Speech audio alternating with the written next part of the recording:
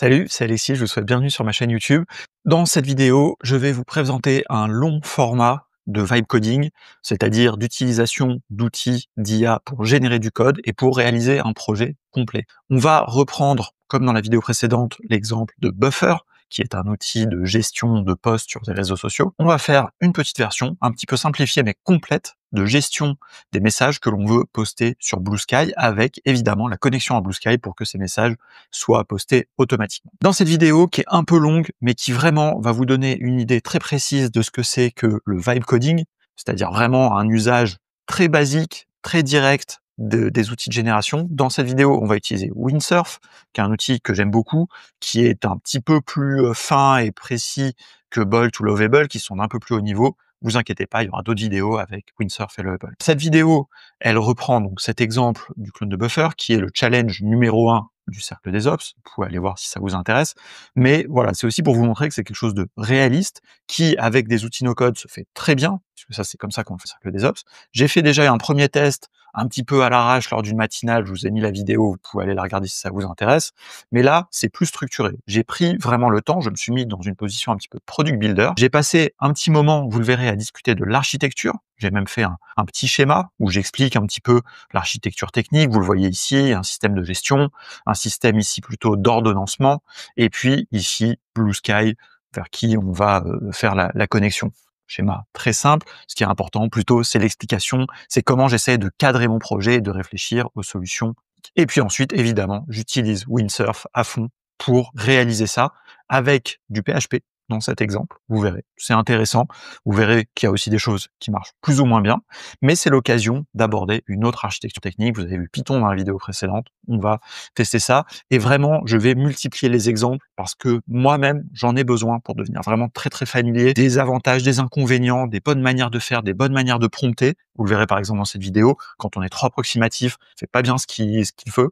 Et il faut aussi, voilà, vraiment avoir des bases techniques un petit peu solides. Et c'est ça que j'essaye aussi de mettre en lumière dans cette vidéo. C'est un live que j'ai fait ça en live aussi. Voilà, j'ai un petit peu remonté la vidéo pour qu'elle soit plus agréable.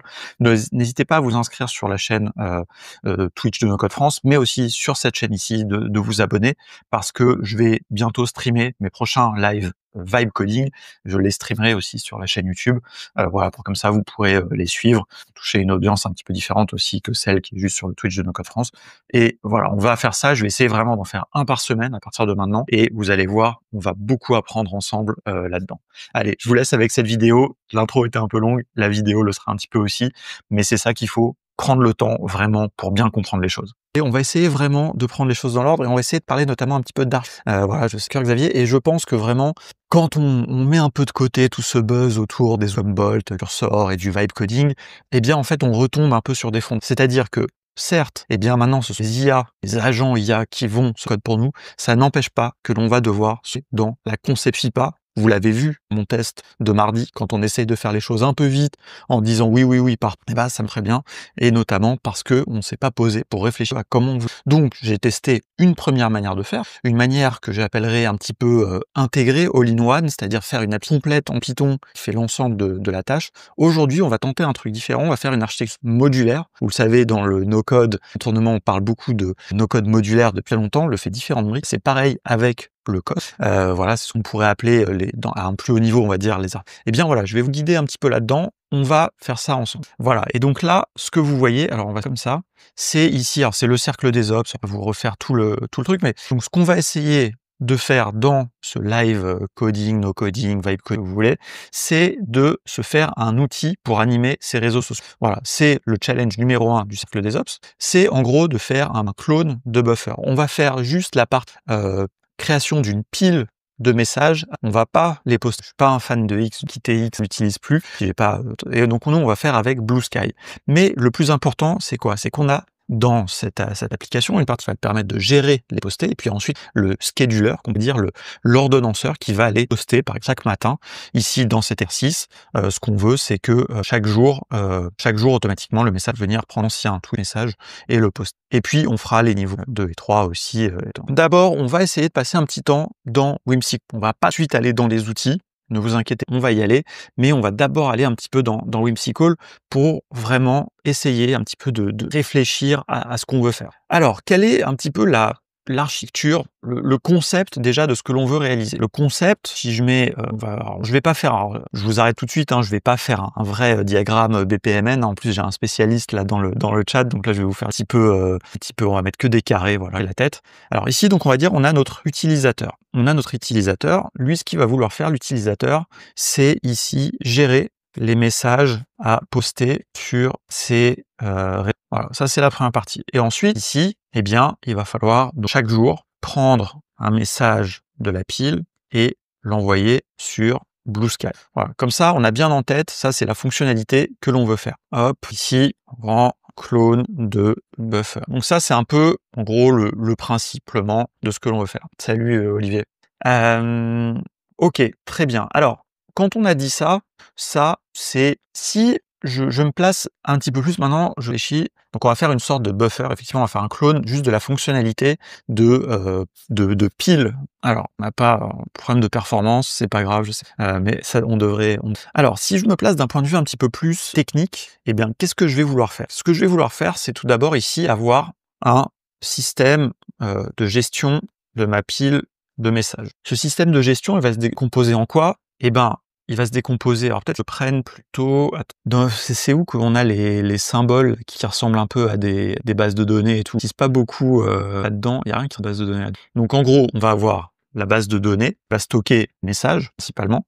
Hop, donc la base de données. Et puis on va avoir simplement ici une interface, une interface de gestion. Voilà. Et en fait, en quelque sorte, tout ça, ça va être notre système de gestion un peu dégueu. On va différemment. Ça, on va le mettre couleur, voilà, et puis on va ce texte ici, là on va dire donc système de gestion. Ça là, on va mettre la base, on va voir que hop, ça, et bien maintenant, on va avoir tout simplement un autre système, on va le dire en blanc, ici qui va être l'ordonnanceur, qui va venir donc chaque matin, ça veut dire qu'il va venir chaque matin prendre un tweet. Donc cet ordonnanceur, il va devoir se connecter à la base de données et il va se connecter à autre chose qui va être Blue Sky. Ça ici, on va le mettre. Je suis vraiment pas vraiment très bon en schématisation, mais voilà. Donc ça c'est Blue Sky. Donc ça un peu moche. Hop, Blue Sky, on va un petit peu en bleu.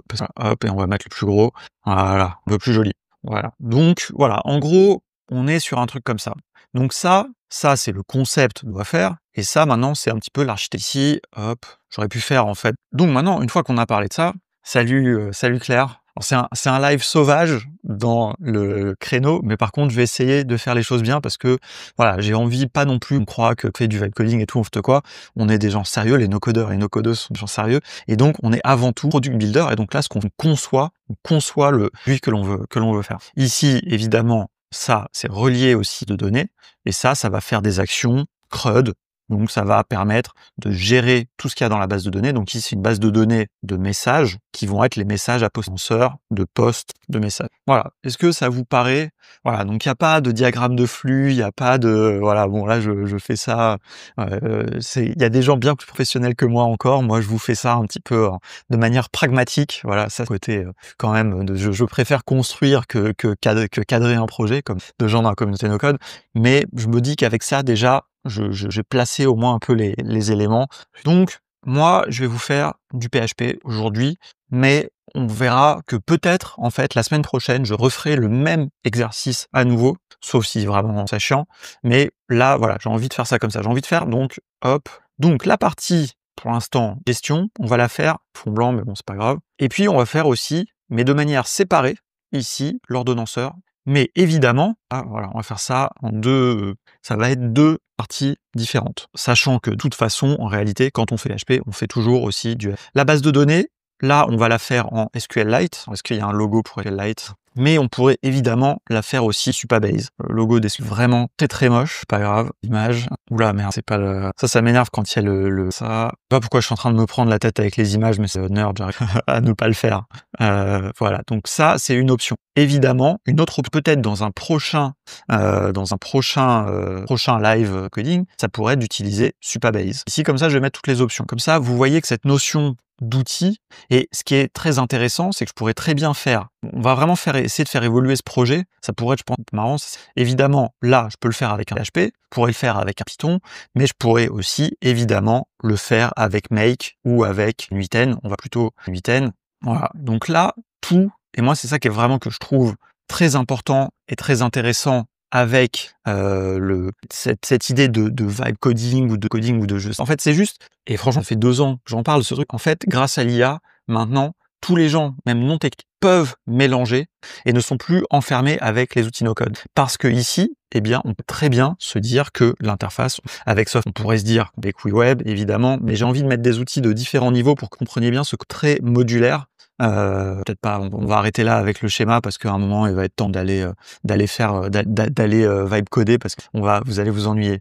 Alors attendez, je regarde un petit peu. Alors, est-ce que les IA vont s'orienter vers d'autres langages plus spécifiques? Bah, en fait, le truc, c'est que pour être tout à fait honnête, moi, de ce que j'ai observé, c'est que les IA, quand même, elles utilisent toujours les mêmes choses par défaut. Par exemple, typiquement, Claude, par défaut, et on l'a vu mardi dans le test, si vous lui dites rien, il va faire si on est sur l'application full stack, back. Si vous lui demandez que du back-end, il va aussi faire du Python, mais vous pouvez lui spécifier. Si vous lui spécifiez rien, globalement, moi, ce que j'ai vu, c'est que ça allait vraiment aller sur. Donc voilà. Et je pense que, comme dit Xavier, moi je pense que c'est mieux de comprendre. Ça fait partie du socle technique que tous les no-codeurs et no-codeurs acquérir, c'est de savoir ce que font les différents langages. Par exemple, c'est important de comprendre que peut-être un langage interprété côté serveur, langage back-end, mais c'est un langage qui s'exécute à la volée, qui nécessite pas d'avoir une application qui tourne, il y a un interpréteur sur l'hébergeur, etc. Je rentre pas dans les détails là, mais c'est typiquement le genre de choses sur lesquelles j'ai une petite formation, parce que ça fait partie, voilà. Moi, je pense pas qu'il faille laisser l'IA choisir.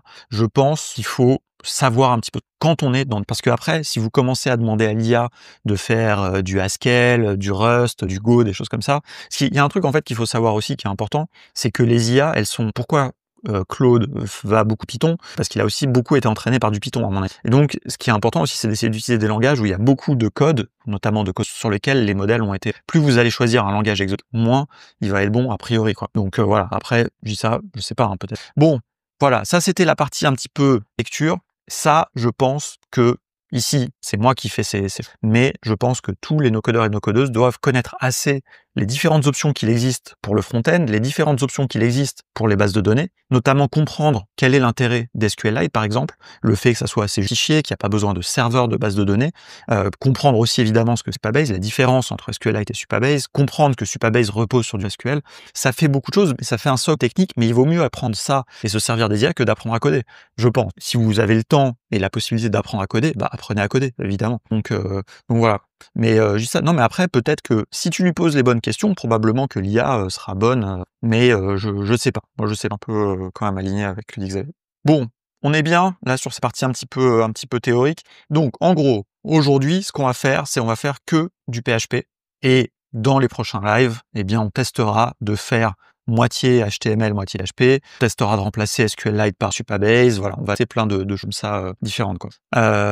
Moi, en fait, encore une fois, hein, comme ils le disent dans le podcast là de Y Combinator, ce qu'il faut, c'est développer en fait une culture technique, je pense. Vous n'êtes pas obligé de devenir un expert en programmation additionnelle, ça peut prendre des années, même pas, c'est pas des mois hein, pour devenir bon en code, hein, c'est des années. Moi, j'ai travaillé dans un bootcamp de 6 mois, je peux vous dire qu'à la fin des 6 mois, ils n'avaient pas grand-chose, hein. On était sur junior. Par contre, quelques semaines, quelques mois, et en pratiquant, vous allez développer un feeling, une culture technique qui va énormément vous aider à faire des choses grâce à l'IA. Hein. Je veux dire, là, on peut pas enlever l'IA de l'équation, ce qu'on lui demande. Je vais ouvrir Terminal, comme ça va nous servir d'avoir un petit terminal, évidemment. Windsurf. Donc, on va utiliser Windsurf dans le prochain live. On testera évidemment aussi avec Bolt, avec d'autres outils. Mais voilà, là, j'ai envie de faire vraiment un petit peu comme je le ferais moi, vraiment. Ok, donc là, on n'a pas de fichier. Donc, on va y aller. On va dire, alors on va lui, est-ce qu'on va lui donner un peu, non, on va pas lui donner un schéma, on va lui donner des instructions. Donc on va lui dire, je démarre un nouveau.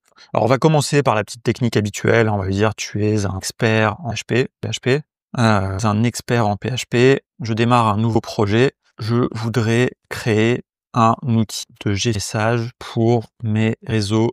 Dans un second temps. Donc là, on va essayer de bien dissocier. Non, voilà, on va même pas dissocier, on va pas lui dire, on va vraiment le faire nous-mêmes, on va le guider parce qu'on sait ce qu'on veut faire, on a préparé, on a notre schéma, donc on sait ce qu'on veut faire. Donc d'abord, on va faire la partition sociaux. je veux utiliser une base SQLite, je veux pouvoir gérer une message avec ajout, question. Voilà. Là, on a à peu près tout, pas grand-chose, mais ça devrait suffire. Hop, on envoie et on va voir. Et là, on va avoir effectivement, comme le dit Xavier, on va avoir quelque chose de très léger. On pourrait tout faire, je pense pas que c'est ce qu'il va faire, mais j'aurais pu lui dire, fais tout dans un seul fichier PHP. Voilà, on pourrait faire en mode Peter Levels pour qu'ils le connaissent. Peter Levels, c'est un peu le dieu des indie hackers. Je suis de moins en moins fan de lui. Néanmoins, j'aime beaucoup sa vision de la programmation. Et lui, il fait toujours, depuis 10 ans, tous ses projets en PHP avec jQuery, fait que des trucs hyper simples. Et je pense que ça, c'est quelque part, c'est un peu l'ancêtre un peu du vibe coding, parce que voilà, lui, il le fait en du code. Et pour la petite anecdote, il a un de ses projets qui s'appelle Remote Jobs, je crois, qui est annuaire, je sais pas si c'est toujours, mais de job remote qu'il avait lancé Covid. Et c'était un seul fichier PHP où il y avait tout le projet dedans, et il avait dit que un projet qui était payant, ça lui avait rapporté 1 000 $. Tout ça avec un seul fichier de code. C'est pas du tout une bonne pratique de programmation. Et là, vous le voyez, déjà, il nous a fait plein de dossiers. Là, vous le voyez sur la gauche. Et évidemment, c'est mieux. On n'a pas de raison, nous, de faire, puisque c'est pas nous qui codons, on n'a pas de raison de faire des mauvaises pratiques ou d'inciter l'IA à faire des mauvaises pratiques de programmation. Autant, je pense qu'il faut choisir nous-mêmes, métier du product builder, on va choisir un petit peu l'architecture de plus haut niveau. Par contre, le laisser implémenter en suivant les meilleures pratiques. D'ailleurs, j'aurais pu lui donner, là, je lui ai fait un prompt vraiment basique, mais j'aurais pu lui dire, suis les bonnes pratiques, PHP, etc. Donc voilà, il nous a fait un fichier README où il a mis un petit peu tout ce qu'il faut, les technologies. Il a fait en mode MVC, qui est pattern de développement additionnel, contrôleur, model view. Donc vraiment, là, il nous fait un vrai projet de hop, il dit, voilà, là, il veut nous créer les dossiers. J'aimerais bien lui dire une fois pour qu'il a le droit de créer des dossiers, très franchement, créer des dossiers. Alors, je vois un petit peu, n'hésitez pas si vous avez des questions, tout ça, vraiment, arrêtez-moi, parce que on a un petit peu de temps, on n'est pas pressé, s'il y a des choses que je voulais que je vous explique, voilà. PHP est bonne pratique, après, moi, pour le langage de programmation. Voilà, il y a quand même, disons-le au passage, quand même 40% des sites mondiaux qui reposent sur WordPress ou écrits en PHP. C'est un langage, c'est peut-être le langage le plus utilisé pour faire des sites. Et c'est un langage qui est très mal utilisé. C'est une autre question. Moi, ce que j'aime dans le PHP, c'est vraiment que très simple à héberger. Je le dis, je le répète régulièrement, mais je trouve très très simple à héberger. On n'aura pas les soucis. Souvenez-vous, mardi, quand il y a eu plein de problèmes de dépendance à Python, etc., de trucs d'environnement, que j'ai mis oui, que probablement il m'a cassé toute mon install de Python. Voilà, n'oubliez pas. Là, c'est très simple. Moi, j'ai juste eu installer à PHP, c'est installer PHP sur ordinateur, c'est une ligne de commande. Et donc là, vous voyez, donc là, il nous a écrit à peu près tout le code. Et là, ce qu'il va faire, c'est initialiser la base de données. Donc on accepte. Alors, il y a eu une erreur. Pourquoi il y a eu une erreur? Could not find driver. Alors là, c'est lui qui a fait une erreur. Il a pas mis. Ah non, il me manque. C'est peut-être moi qui n'ai pas installé la librairie PHP pour SQLite. Voilà, donc il y a quand même des dépendances. Donc voilà, là, il va probablement me suggérer disponible. Il va modifier notre application pour utiliser un fichier JSON. Alors, vous voyez, il prend des initiatives. Sur macOS, PHP, Apache et SQLite sont installés par défaut. Ah ouais. Alors attendez, parce que là, il est en train de me faire une dinguerie. C'est-à-dire qu'il a décidé, comme au lieu de m'installer l'extension SQLite, qui est vraiment une ligne de commande, il a décidé de si tu veux SQLite, l'intérêt, Olivier, c'est que tu n'as pas besoin d'installer le serveur SQL, quoi. Tu as juste fichier. Alors, on devrait créer le fichier database. Alors là, maintenant, il me dit des choses à faire, mais il les fait pas. Et il me dit de lancer cette commande, mais il le fait pas. C'est bizarre. Alors attendez, voyons un petit peu ce que ça fait. Donc là, on est en pur vibe coding, on va dire. Je vais ouvrir Terminal, vous la verrez. Vous voyez, donc là, il a une erreur. Et donc là, je vais mettre php-s. Quelle est la commande? Attendez. Voilà, ça c'est la commande pour lancer le serveur de développement. Il n'y a pas besoin. D'ailleurs, pour rebondir sur ce que dit Olivier, moi, là, on travaille comme ça en PHP, on n'a même pas besoin d'installer Apache, par exemple. Il suffit de lancer le petit serveur de développement de PHP, et ça, évidemment, ça c'est pas pour de la production. Mais donc là, j'ai un serveur qui va servir tout ce qui se trouve dans le dossier dans lequel je l'ai lancé, et qui va quand, hop, on lance, et on va voir. Alors, est-ce qu'on va avoir une erreur ou pas? Possible, puisque il nous manque, il est pas allé au bout. Il n'est pas allé au bout avec cette histoire de base de données. Donc, vous voyez, là, si on n'a aucune connaissance technique, on est un peu bloqué. Voilà, j'ai un peu trop vibé, dit Claire, effectivement. Voilà, donc on va faire ça bien. Alors, qu'est-ce qu'on va faire? Donc là, je suis un peu bloqué. Alors, ce que je vais faire avant de corriger ça, c'est que je vais aller installer la librairie. Non, non, d'ailleurs, bien mieux. Installe-moi le module, PHP SQLite. Je vais lui préciser quand même parce qu'il a pas l'air de le savoir, je vais sur Ubuntu et normalement, là, il devrait me proposer le truc. J'allais le faire moi-même. Alors, et update, bon ça, OK, donc ptget, pour les gens qui ne connaîtraient pas, c'est le package manager d'Ubuntu, historique depuis des années. C'est le package manager d'ailleurs de Debian. Avant ça date de vraiment très, très longtemps. Quasiment aussi longtemps que j'utilise Linux, j'utilise, cette commande. Alors là, il est bloqué parce qu'il attend mon mot de passe, puis une commande en sudo, donc administrateur. Ici, je viens, j'ouvre mon terminal, c'est ouvert, hop, je mets mon mot de passe, et j'ai tapé mon mot de passe, évidemment, stress du live comme toujours. Non, si vraiment j'arrive pas à taper le problème, c'est bon. Donc là, il me fait un truc qui sert un peu à rien, mais bon, c'est pas grave. OK, et donc là, bon, il a compris, OK, il m'installe les commandes, et donc là, on est bon. Alors, il a pas fait le apt-y, il a pas mis le paramètre Y, donc là, je dois valider avec, oui, s'il a mis -Y, ça aurait fait l'intention directement. Donc, vous voyez comme quoi, vraiment, ils sont pas non plus si intelligents que ça. Là, on utilise Claude 7, dernière version, bah, il pas tout donc voilà, bon, là, c'est bon. Donc on a le truc. Là, il va vérifier que c'est bien installé. Oui, on a bien PDO SQLite, SQLite 3. Donc c'est les deux. Voilà, c'est les drivers qu'il nous faut. Et donc là, voilà, maintenant, initialisons la base de données.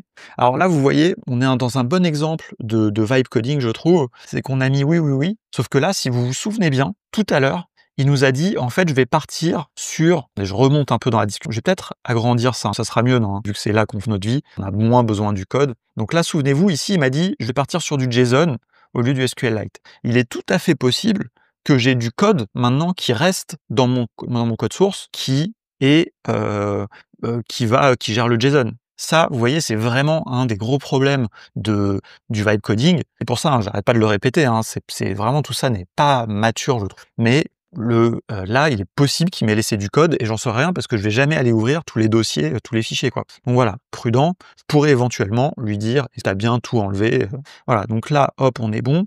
Et là, ça y est, il veut me lancer le serveur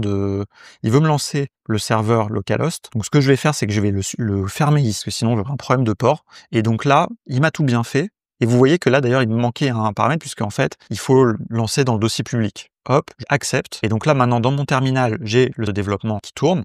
Et donc là, normalement, on doit être pas mal. Et donc là, je peux faire Open Preview, faire ça. Je Open in External Browser. Alors, vous voyez, en plus, après, il me dit un peu quoi. Voilà, et donc là, on est sur le gestionnaire de messages.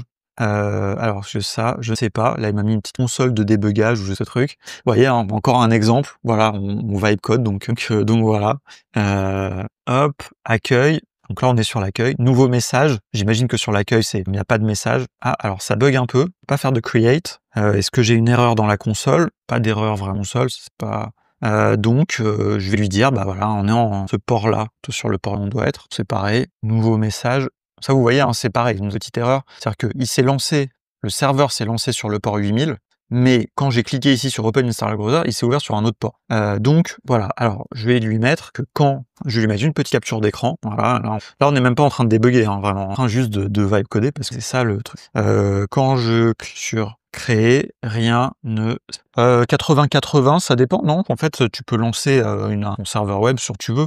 Par défaut, sur PHP, c'est 8000, mais ça dépend un petit peu il n'y a pas de... L'IDE sert de proactivement. Il y a une notion de c'est malin. Ça pourrait d'ailleurs être cohérent avec l'idée de preview. Mais bon, on n'a pas fait voilà.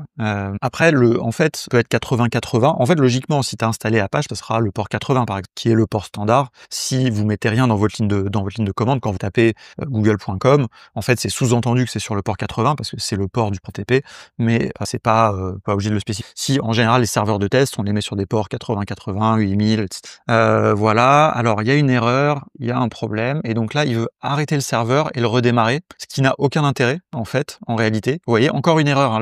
Là, bon, c'est pas grave, je vais accepter, je vais le faire parce qu'on va être code, mais ça ne sert à rien. Ça, il a modifié que le code, et ça, c'est une technique, ça a trait au fonctionnement de PHP, mais le PHP est un langage à la volée, donc en fait, c'est au moment où je fais ma requête qu'il va aller interpréter le code, et donc si je dois rafraîchir ici la page, il va aller chercher le nouveau script, le mouliner, voilà. Donc en fait, redémarrer le serveur n'avait aucun intérêt. Mais on n'est pas dans une application Python, on n'est pas dans une version Node.js où effectivement là potentiellement, alors il y a du hot reload en général, mais bon, des fois si on change des dépendances, des choses comme ça, il faut arrêter puis redémarrer l'application.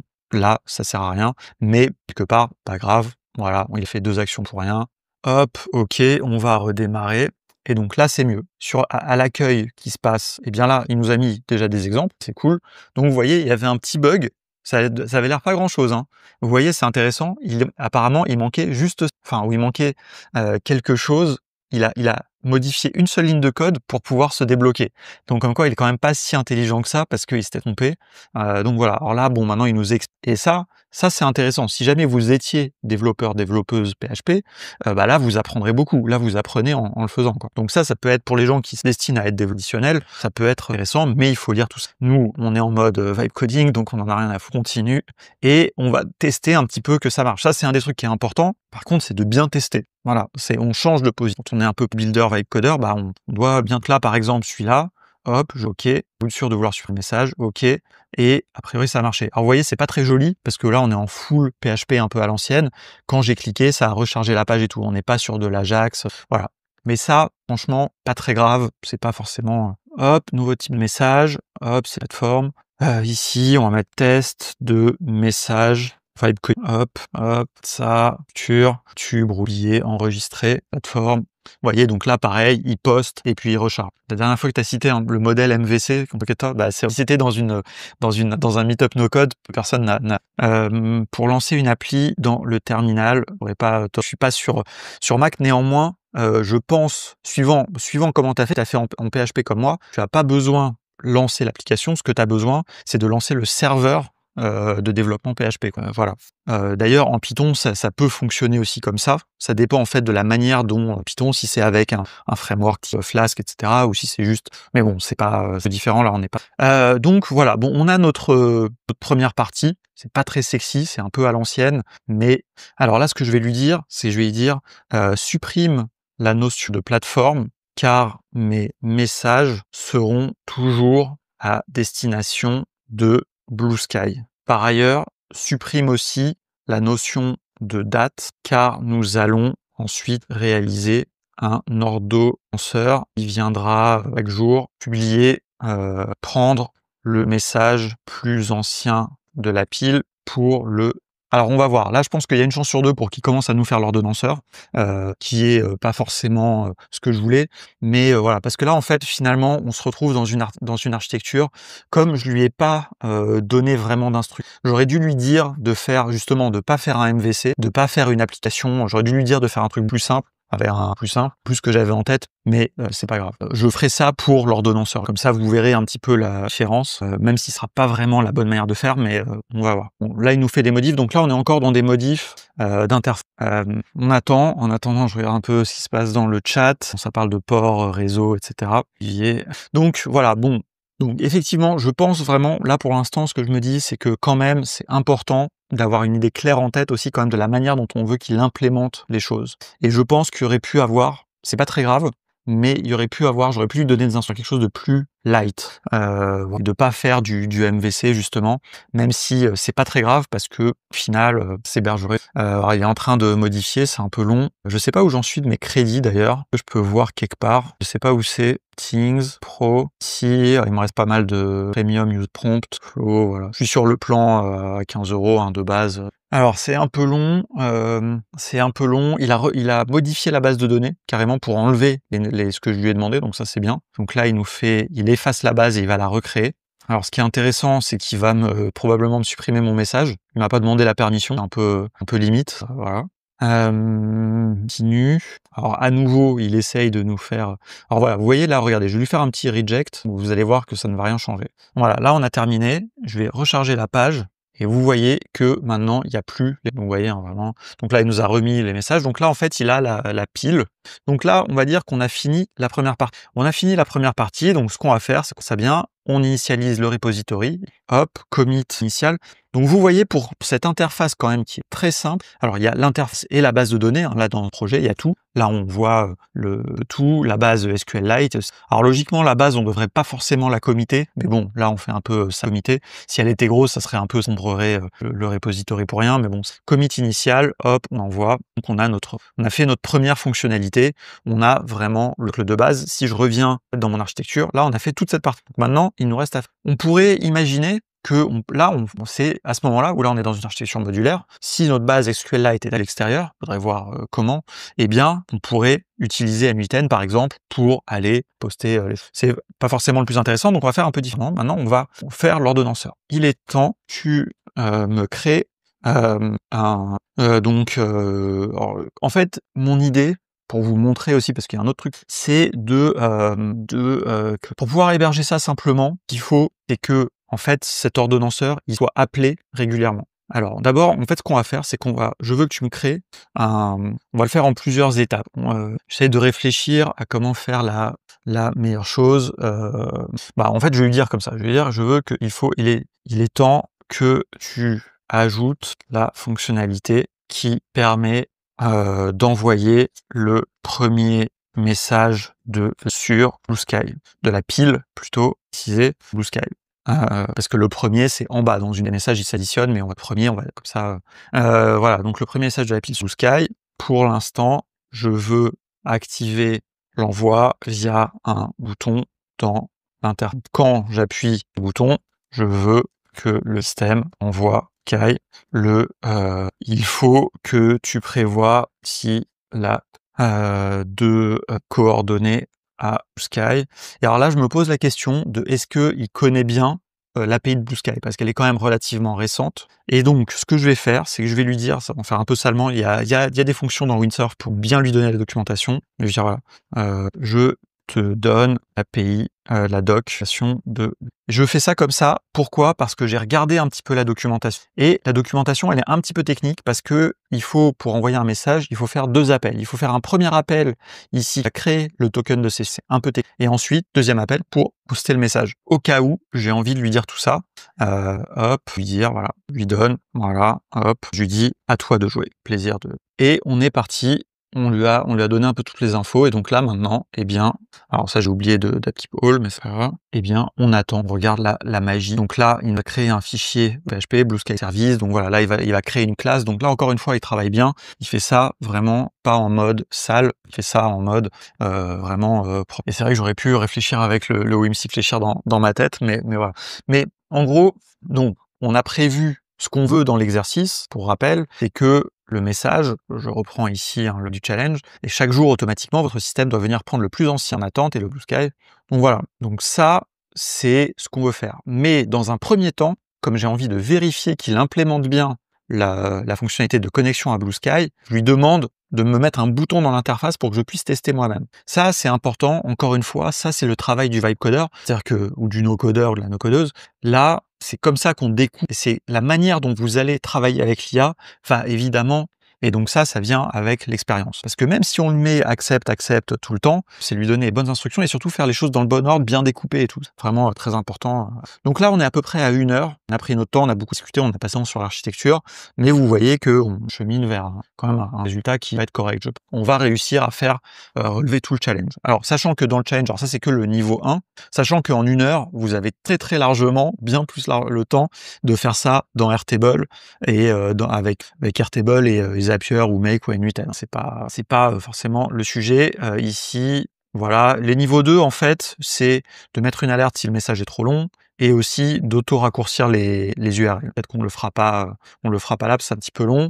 Ok, alors il nous a fait des erreurs, il galère un peu. Voilà, bon, on va voir. Ah oui, c'est vrai qu'il y a la réunion sur l'appli. J'aurais bien voulu venir, mais bon, j'attendrai, je regarderai le débrief, j'attendrai votre petit compte clair. Mais en tout cas, vous faites avec la plateforme, je l'ai déjà dit, exceptionnel, et c'est entièrement no-codé, avec des outils peu avancés comme WeWeb et Xanode, il me semble, mais c'est très très impressionnant. Et effectivement, je pense que pour ce projet-là, mieux vaut ne pas le vibe coder et plutôt travailler entre no-codeurs et no-codeuses experts comme vous êtes, on est meilleur. Alors à chaque fois, il me remet qu'il veut me faire ça, donc ça prend la tête. Ok, on va accepter. Parce que je sais pas si je rejette. Ah non, alors là, il a oublié que, comme j'avais rejeté la dernière fois, il a oublié que le serveur tournait toujours, et donc il a essayé de le relancer. Mais donc c'est pas grave. Alors là, il va essayer de le fermer, donc arrêtez là. Ok, et donc maintenant, où est-ce qu'on en est? Est-ce qu'il a réussi à implémenter la fonctionnalité? On dirait, configuration de Blue Sky. Alors identifiant, donc ça c'est le serveur. Identifiant, alors moi, mon identifiant c'est alex.taka.studio et le mot de passe, c'est bon, il me l'a pas mis en clair, donc ça c'est bien. Alors est-ce que je vais me souvenir de mot de passe? Alors oui, il faut que j'arrive. Alors là pour le coup, c'est pas un token de connexion, c'est un mot de passe, donc là il va falloir faire attention. Il va pas falloir faire de bêtises. Je vais ouvrir ça. Normalement, vous n'êtes pas ici. Mot de passe. Alors c'est marrant, il y a une erreur dans le mot de passe, je crois. Ok, donc c'est bon. Alors là, c'est peut-être une partie qui va être moins marrante parce que hop. Alors attendez, parce que bon, alors là c'est un peu nul. Si je vais aller, alors Sky, ok. Ah ouais, ok, c'est vraiment pas le bon mot de passe. Voilà. Et donc là, est-ce qu'il faut mettre le arrobase? Alors c'est un truc, il faut que je mette un exemple. S'il faut que je mette là dans le Blue Sky Handle, est-ce que je dois mettre que je dois mettre ça comme ça, à votre avis? K 100. Que quelqu'un a la réponse. Je dire, ah oui, non, il m'a mis exemple. Allez, enregistrer d'abord. Il m'enregistre, mais il me le remet pas. Ah là là, putain. Ah là, ça a marché. Et ben, on est pas mal. Et donc, bah, du coup, on va pouvoir tester. Du coup, mon Blue Sky. Et donc, ici, je vais venir à l'accueil. Alors, je vais suivez notre webinaire gratuit. Alors le plus ancien, c'est lequel? Il se postait au même moment. Petit bug un peu aussi à ce niveau-là, il me demande 2 fois la confirmation. On va garder celui-là. Test de message, c'était par app codé à jour. Alors je sais pas s'il y a brouillon, la notion de brouillon, est-ce qu'il faut que ce soit... Ça vous voyez, il m'a fait des trucs, je lui ai pas demandé de notion de step. Donc c'est un peu bizarre. Un nouveau message. Est-ce que ce message fonctionne? On va tester, hop, on va voir là, fil, voilà. Si vous voulez m'ajouter sur Blue Sky, c'est l'occasion. Là, je vous mets le lien au passage. Ok, alors on y va. Publier sur Blue Sky, qu'est-ce qui va se passer? Message publié avec Blue Sky. Il nous a bien pris le plus ancien. Test de message posté par notre app Vibecoté. Putain. Et ben voilà, franchement, ça a marché. Je dois dire que je suis presque. Vous voyez, des fois, en fait, c'est fascinant avec les IA, avec la génération de code par IA, que des fois, il se plante lamentablement sur des trucs très basiques, et puis des fois, il arrive en un coup à faire quelque chose, parce que c'est pas incroyablement difficile à gérer ce truc-là, mais c'est pas non plus un moyen très standard d'appeler une API. On a plutôt l'habitude nous des API REST, Cloud, avec un token de connexion, un appel, post, machin. Là, il faut créer la session d'abord, puis réutiliser le token. Donc il y a petit algo quand même. Donc voilà, moi effectivement, comme dit Jean-Michel, moi aussi je suis un peu impressionné, tout à fait honnête. Mais vous voyez, c'est vraiment ce truc un peu ambivalent. Donc là, on a fait notre ordonnanceur. En tout cas, maintenant, on peut l'appeler manuellement. Donc ça, c'est parfait pour débugger. Hop, on type all, on est content, ça a bien fonctionné. Je vais supprimer ce message, parce qu'en petite faute, supprimer le post, très bien. Et donc là, eh bien, comme on est content, toujours un petit message ajout de la fonction d'envoi à Blue Sky. D'envoi à Blue Sky, commit, voilà, on met tout. Et donc là, vous voyez, donc là, on est pas mal. Alors là, je pourrais choisir de continuer cette conversation. Je pourrais aussi en démarrer une autre, mais bon, là, on a toujours le contexte, donc c'est pas mal. Et donc maintenant, qu'est-ce qu'on va faire? Donc là, maintenant, on va rentrer dans la dernière partie. Ah, désolé Olivier, tu avais liké ce post superbe avec une faute d'orthographe. Donc maintenant, on a 2 options. Si on veut, donc là, comme je le disais, c'est une application PHP qui ne s'exécute pas en permanence. C'est pas le fonctionnement de base de PHP. Le PHP va être interprété. Donc l'ordonnanceur, par exemple, là, l'envoi, parce que c'est pas un ordonnanceur, l'envoi sur Blue Sky, il nécessite que j'appuie sur le bouton. Quand j'appuie sur le bouton, eh bien, je fais l'action que vous voyez ici. Vous voyez, je peux copier l'adresse du lien, et ça fait, en fait, on le voit, PHP, index, Blue Sky. Alors, ce qui est intéressant, c'est que cette action-là, si je la tape ici, eh bien, ça va, a priori, exécuter l'envoi. Et donc vous voyez que là maintenant on a nos 2 messages publiés. Donc là, bon, encore un message à effacer. Mais finalement, j'ai rien à faire de mes posts, donc quand même. Et ici, du coup, en fait, simplement, c'est venir utiliser un service comme cronjobs.org et je peux tout simplement, hop, ici, venir, je l'ai déjà montré, je crois, Parce qu'en fait, je pourrais faire 2 choses. Soit je pourrais, côté serveur, utiliser mon cron, utiliser le cron tab. Ça, je vais vous montrer, c'est assez rustique pour ceux qui connaissent. Il y en a qui connaissent le chat. Utilisez par exemple ici cron tab. Donc ça, c'est le cron tab de mon ordinateur, mais je pourrais faire la même chose sur un serveur. Ah non, hop. Ah oui, c'est crontab-e, je crois. Putain, ça fait longtemps que j'ai pas utilisé ça. Ah oui, si, c'est ça. Il y a des petits souvenirs, hein, quand même, hein. Donc là, il nous demande, hop, donc voilà, le crontab, ici, c'est une manière de programmer pour que votre ordinateur fasse des actions, sauf que, merci. Donc, ça, je pourrais faire ça, sauf que moi, mon application, je veux pas qu'elle tourne sur mon ordinateur. Je vais aller l'héberger. Sur un hébergeur. Alors je vais pas le faire tout de suite parce que comme il n'y a pas de login mot de passe, tout le monde pourrait se connecter dessus et faire des trucs bizarres. Encore que, est-ce que pas très grave en réalité. Ah, on va aller jusqu'au bout. On va aller jusqu'au du truc quand même. On va faire ça bien. Je vais lancer FileZilla tout simplement. Comme ça, je vais vous montrer. Donc là, admettons qu'on a terminé notre projet. Je me connecte. Hop, je viens ici dans test challenge. Celui-là, le test Python. FileZilla ne chiffre pas le mot de passe dans le config. Ah ouais, c'est vrai? Ils avaient pas changé ça, c'était il y a longtemps. Il me semble que ça avait changé, mais je trompais et effectivement, comme vous l'avez vu, je stocke le mot de passe. Alors, on va aller sur qu'est-ce que j'ai pour faire des tests? Vous voyez, donc j'ai plein de studios. Hop, dossier. On va venir ici, là-dedans. On va faire clone, on va mettre clone buffer. Et donc là, je vais uploader tout simplement tous mes fichiers. Alors, je vais uploader parce que là, le problème, c'est que c'est public, mais c'est pas forcément la meilleure manière de faire. En réalité, ça devrait être un peu différent. C'est pas grave du truc, ça va faire le pourri comme ça. Là, s'il y avait des fichiers d'environnement, des choses comme ça exposerait les données, donc c'est la bonne manière de faire. Donc ici, studio clone buffer / devrait servir sera uploadé. Mon ordi est en train de galérer. Ok. Alors effectivement, c'est vrai que bon, si Sion est chiffré et que personne ne peut accéder à ton ordinateur, on peut voir ça comme ça, mais ok. Et ça comme ça, est-ce que ça va le faire? On va voir. Peut-être un truc. Voilà. Donc là, vous voyez d'ailleurs, ça a uploadé. Bah oui, en fait, donc ça a uploadé même la figuration Blue Sky parce que ça a uploadé là le fichier. Je vais enlever ça parce que là, si vous êtes rapide et que vous tapez ça, eh bien vous pourriez envoyer des messages Blue Sky à ma place. Mais on va essayer de rester un peu safe, c'est ça. Mais au moins vous avez vu comme ça comment on fait. Voilà, parce que là en fait, ce qui est dangereux, c'est que vous pourriez télécharger la base SQLite. Dedans, vous auriez mon mot de passe. Donc voilà, on va éviter que en train de charger. Donc il y a pas mal de trucs quand même à effacer. Bon, voilà, comme ça au passage, vous voyez un petit peu. Vous voyez ces notions d'hébergement, etc. Elles sont pas triviales non plus. Elles sont simples avec du PHP, mais là la manière dont il nous a fait le code fait quand même que c'est en trivial. Donc voilà. Mais donc du coup, je vais aller au bout de mon histoire de cron. Donc là, ça va plus marcher logiquement. On va bugger. Donc voilà, il n'y a plus les fichiers. Hop, FileZilla, mais comme ça, vous avez vu. Donc là, il suffirait de faire ça.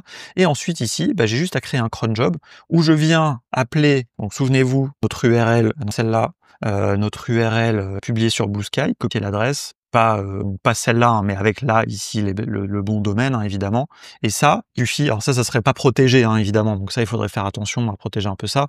Mais là, vous mettez ça tous les matins, tous les jours à 8h, et puis ça sera appelé, et donc ça exécutera, ça fera la même chose que si vous avez appuyé le bouton vous-même, sauf que comme c'est hébergé sur un serveur en ligne, eh bien, c'est bon, et si votre ordi est éteint, c'est cronjob, c'est cette plateforme qui va faire l'appel.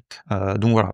Sur ton hébergeur, en fait, ça dépend un peu de ton hébergeur. Effectivement, il y a des hébergeurs qui ont cronjob, il y en a qui n'en ont pas. Ça dépend un petit peu Mais sur les hébergements les plus basiques de chez Basic, t'as vraiment juste tu mets tes fichiers et puis CHP et ça sert les trucs. Pas toujours de cron. Donc c'est pour ça que ça c'est intéressant. Si tu l'as au niveau du serveur, c'est mieux parce qu'en plus comme ça, tu peux ne pas avoir à exposer la route. Effectivement, comme dit Jean-Michel, là, cette route-là, vous pourriez l'appeler vous-même et publier comme ça les messages à ma place. Ça serait pas non plus hyper grave, c'est juste que ça affecterait pas mon calendrier de publier tous les jours à 8h. Mais il vaut mieux, évidemment, on peut rajouter une clé ou quelque chose, on peut trouver un petit protéger ça.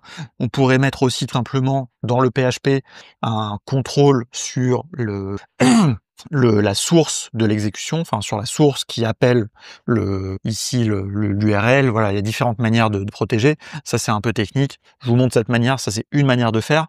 Mais encore une fois, j'ai quand même envie de conclure un petit peu sur un truc. Voilà, c'est que ici, très franchement, sur la question de l'ordonnanceur, je trouve que c'est imbattable d'utiliser un outil no-code. C'est vraiment cette conclusion. Sur l'interface de gestion, relativement efficace, ce qu'on a fait, ça peut avoir des intérêts. Mais voilà, et sur la base de données, SQLite, c'est quand même très simple à utiliser. Par contre, c'est très difficile à administrer. C'est-à-dire que là, ma base SQLite, je peux pas aller modifier les enregistrements dedans, faire que à travers l'interface que j'ai créée. Et si je voulais manipuler les données, faire une migration, quelque chose comme ça, je serais obligé de passer temps par le code, quoi. Donc voilà. Et bah, écoutez, quand même, mine de rien, on a réussi à faire le niveau 1 du challenge, puisque là, vraiment, ce qu'on ne l'ait pas mis en production, mais ça fonctionne. Afficher une alerte quand le texte dépasse les 280 caractères. Allez, vous savez quoi? Ça, on va se le copier tel quel. On va se faire le niveau 2, allez, en bonus. Hop, ici, je vais lui dire afficher une alerte. Voilà, je lui mets ça comme ça. Voilà, là, c'est vraiment du sale. On va voir s'il va bien nous faire ça, c'est facile. Et le niveau 3, qui pourrait très bien le gérer aussi, donc le niveau 3 du challenge, c'est si le message contient une URL, celui-ci devrait être raccourci par vos soins, donc en utilisant par exemple un outil comme Bitly ou quelque chose comme ça, et remplacer à l'intérieur. Ça, c'était pour ça que c'est un 3, manipulation un petit peu avancée en no-code. Il faut que remplacer dans le message. Donc voilà. Voilà. Non mais on va s'arrêter sur ce live, mais j'en referai d'autres justement pour proposer des versions alternatives. Là, on a fait vraiment cette version un peu full PHP que j'aime pas trop. Pour être tout à fait honnête, voilà, on s'est un peu laissé embarquer par l'IA là-dedans, mais je trouve un peu dommage avec cette solution, c'est que elle est un peu compliquée pour pas grand-chose. Alors que là, on a quand même, comme là, c'est vraiment quand même un peu trivial. On aurait pu avoir du code facile à héberger et à maintenir que.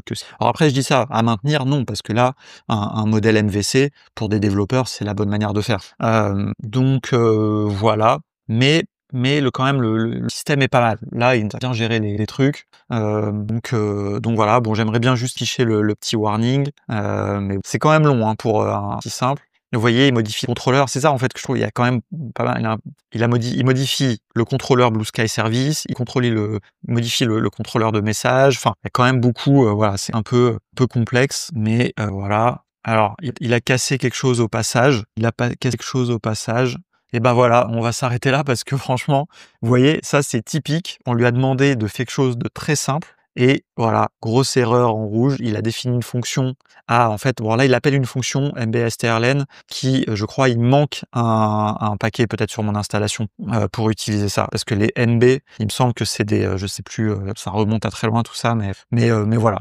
Bon, voilà, vous avez vu vraiment, je pense, un bon exemple encore une fois de vibe coding, voilà, on n'a pas écrit une seule ligne de code, mais on a conçu une solution, on l'a architecturé un petit peu sur simple, on a fait un choix, on a choisi le langage de programmation, mais je l'explorerai dans les prochains lives. En fait, c'est un mélange code-no code, que c'est ça qui est récent. Il y a vraiment des choses no code, donc voilà. Merci d'avoir participé, merci Olivier, merci Xavier, merci Laetitia, merci tout le monde d'avoir été là, c'était très cool. Voilà, je m'arrête là. Je vous dis à la semaine prochaine, mardi prochain, pour la matinale habituelle avec petit peu de vibe coding, on verra. Et puis jeudi prochain, très probablement, un format comme ça sur 1 heure, 1 heure et quart, 1 heure et demie, où on prend le temps. Allez, bonne journée à vous.